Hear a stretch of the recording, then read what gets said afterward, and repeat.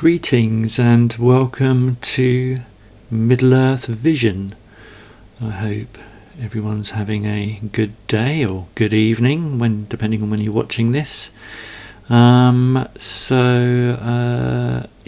I finished the portrait of Tolkien last week, and I'll bring it up on screen. Here he is.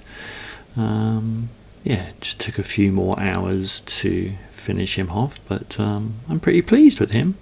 So not bad for a first drawing of Tolkien. I've never done him before, so cool.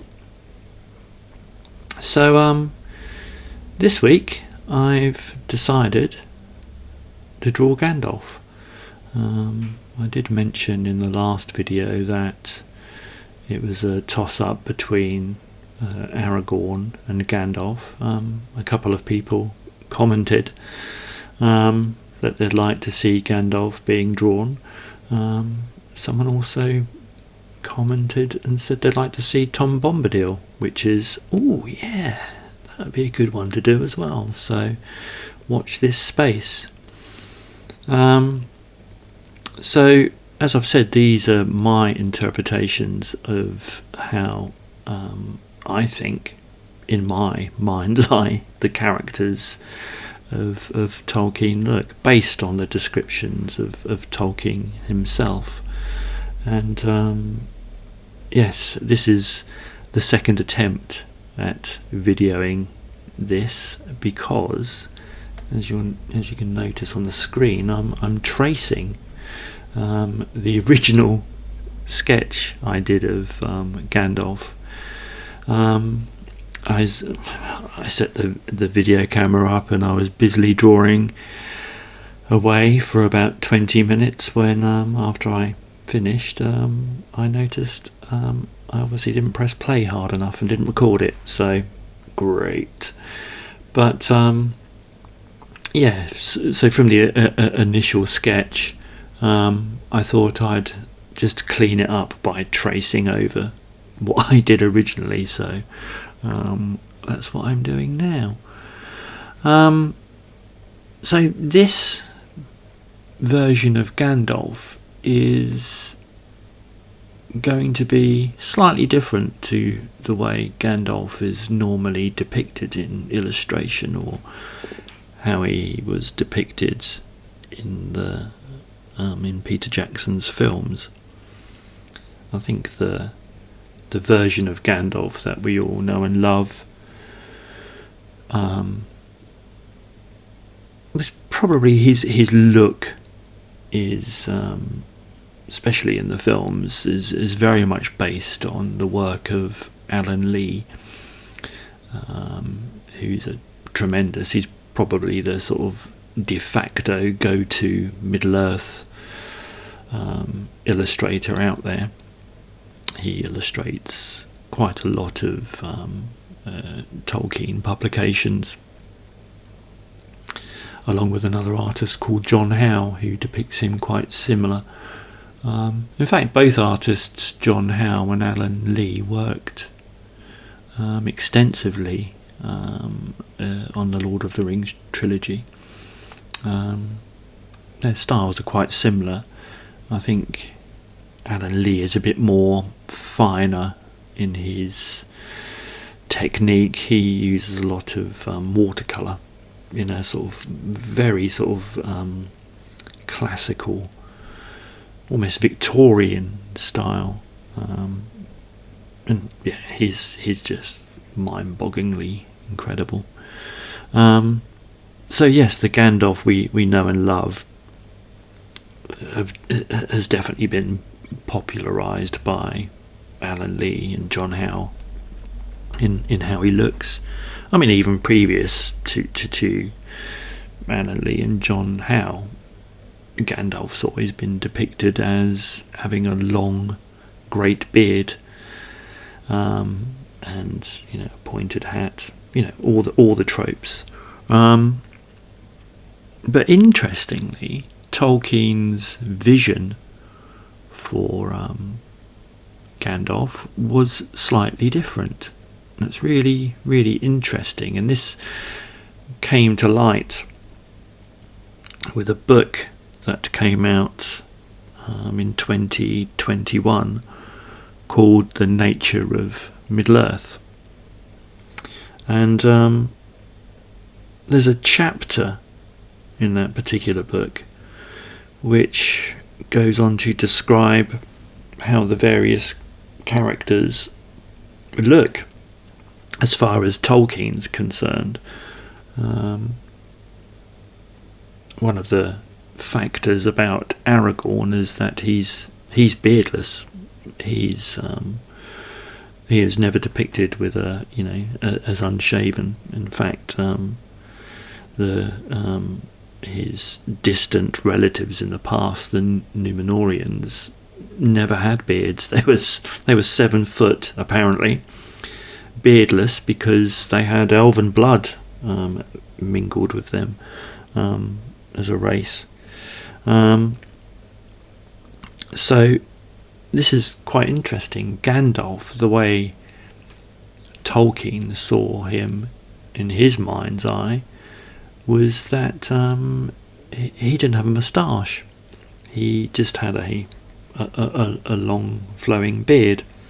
In fact, I'll read a passage from The Nature of Middle-earth, and I believe this is either a letter that Tolkien wrote, or it's part of his extensive notes. But he gives a good description of how he personally sees Gandalf in the way he's depicted, the way Tolkien thinks he should look. So I shall read from it now. In the story, he was one of the immortals, an emissary of the Valar. His visible form was therefore a guise in which he walked among the peoples of Middle-earth, a cloak for his power, wisdom, and compassion. But his body was not a phantom. It was corporeal and could suffer and be hurt. And though more slowly than mortal men he aged, and was at the time of the story white-haired and bent with care and labour, he had been wandering, the grey pilgrim, mostly on foot, through all the Westlands for some 2,000 years. His looks and his manners had touches of the comic or grotesque, especially to hobbit eyes, reflecting the sense of humour of a fundamentally humble spirit. Even the rare glimpses that he gave to those whom he especially loved of the fonts of hope and mirth that lay beneath were touched with it. A figure strongly built, with broad shoulders, though shorter than the average of men, and now stooped with age, leaning on a thick, rough-cut staff as he trudged along at the side of Aragorn. Gandalf's hat was wide-brimmed, a shady hat with a pointed conical crown, and it was blue. He wore a long grey cloak, but this would not reach much below his knees. It was of an elven silver-grey hue, though tarnished by wear, as evident from the general use of grey in the book. He then goes on to talk about the artist Pauline Baynes. She was an English illustrator and commercial artist, and she mainly did quite a lot of children's books. She illustrated the first editions of the Chronicles of Narnia, for instance, and she went on to do the cover art for The Hobbit and the Lord of the Rings, but her depiction of Gandalf wasn't quite bright, and I will continue the reading of what Tolkien... it's not like he didn't like it. He just thought that he'd wished he'd shown her a couple of pictures in which the way he thinks that Gandalf should look. So it wasn't particularly her fault. Anyway, I'll read the passage now. If I had known that Pauline Baynes was going to make a picture of Gandalf, I could have shown her a sketch I made long ago, showing him coming up the path to Bilbo's hole with his battered blue hat. More or less so. Or better, the picture from which my personal vision of him was largely derived. This is a picture postcard acquired years ago, and I will show you now what he's talking about. This is a picture postcard acquired years ago, probably in Switzerland. It is one of a series of 6 taken from the work of a German artist called J. Madlener, called Gestalten aus Märchen und Sage, which is German for characters from stories and legends. He then states that he's only got this one postcard from the set called Der Bergist, which means the mountain spirit. As you can see, as it's depicted on the postcard, on a rock under a pine tree is seated a small but broad old man with a wide-brimmed round hat and a long cloak, talking to a white fawn that is nuzzling his upturned hands. He has a humorous but also compassionate expression. His mouth is visible and smiling because he has a white beard but no hair on his upper lip. The scene is a woodland glade, pine, fir and birch. Beside is a rivulet with a glimpse of a rocky mountain in the distance. An owl and 4 other smaller birds are looking on from the branches of the trees. The Bergest, which is German for sorcerer, has a green hat and a scarlet cloak, blue stockings and light shoes.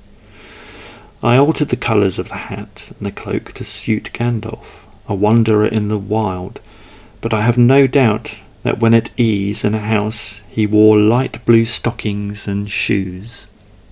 So it's interesting that Gandalf was depicted in Tolkien's mind's eye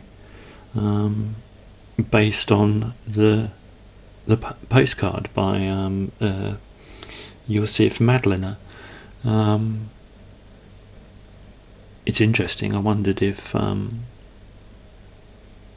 what came first, the postcard or the character of Gandalf. I think the painting was dated between 1925 and 1930, so probably not. Obviously, Tolkien had Gandalf relatively fully formed in his mind, and maybe just by sheer accident he stumbled across this old postcard that he'd kept and went, oh my god, yes, that is Gandalf. So yeah, that's pretty interesting, that Tolkien depicted Gandalf that way. To me, the picture depicted in the postcard, the character feeding the fawn looks more dwarvish to me than a humanoid figure.